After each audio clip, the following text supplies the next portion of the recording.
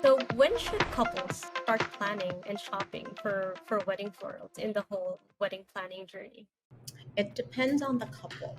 And this is why I say that. There are couples who are ambient centered. And if you're ambient centered and you want the whole like design aspect of things, when people, I always ask my clients, what are the top three things that are important to you in an event?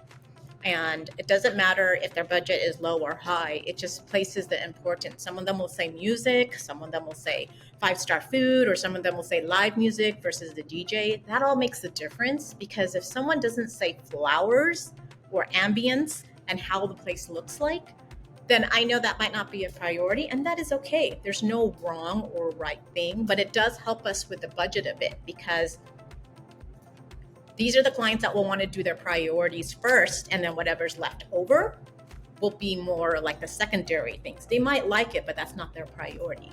For clients who know that ambience is going to be important, from the linens to the flowers to how the place and the mood will be, then that needs to be right when you first start a design project, because that's going to be a big chunk.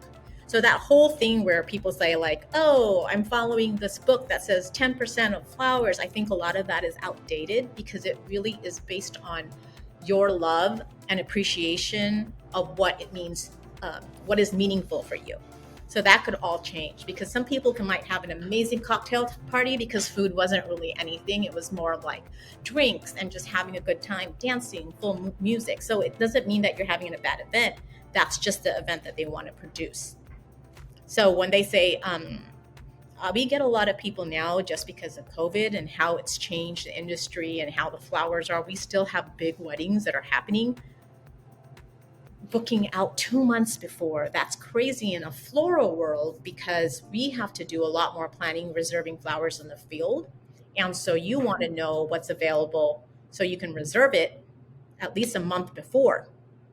So when it comes down to budget, people are more scared to commit to something because of what has happened in the last 2 years. So we totally understand that. But again, based on your preference, the earlier the better, so you can secure it and know what you're overly spending, versus, hey, I'm just going to do it 2 months or 8 months, 12 weeks before. It's going to be harder for you, because you won't realize, oh my goodness, that's $15,000 or that's $5,000. I don't have that budget for that.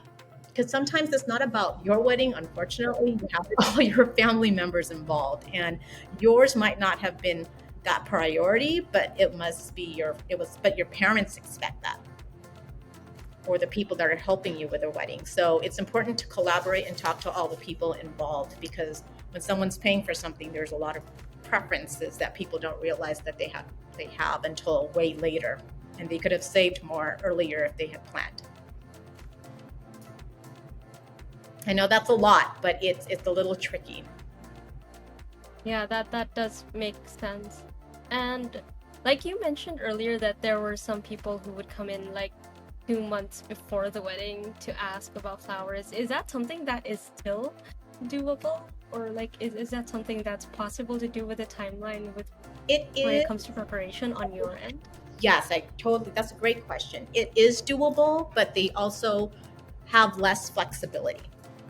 So what happens is they are not going to have that many choices, and I have the designer choice, to pick something that's best in season and what's available for that overall time frame. Because sometimes when people book in advance, we could look for other fields that are around the country that are able to produce what they want, but it still may change the budget in that way. But it allows us to at least give them a choice.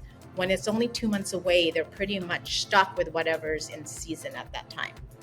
And so we ask our clients, if you are okay with that, you just need to be a little bit more flexible on what is available, and we need to order it right away. So it doesn't give them that much time to think, unfortunately, if they want it or not, because we might miss the window.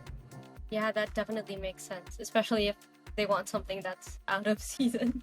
Yeah. So, honestly, and it's a 2 month event, I can give them, hey, we'll still have like a little bit of these flower choices available. When it comes down to like 4 weeks, it's whatever I can get in your color, if that's the case. But sometimes it's a good thing because sometimes we might not know what's available because of COVID. And so you're able to just get a little bit more creative. If you trust your florist, then sometimes that's like the best thing.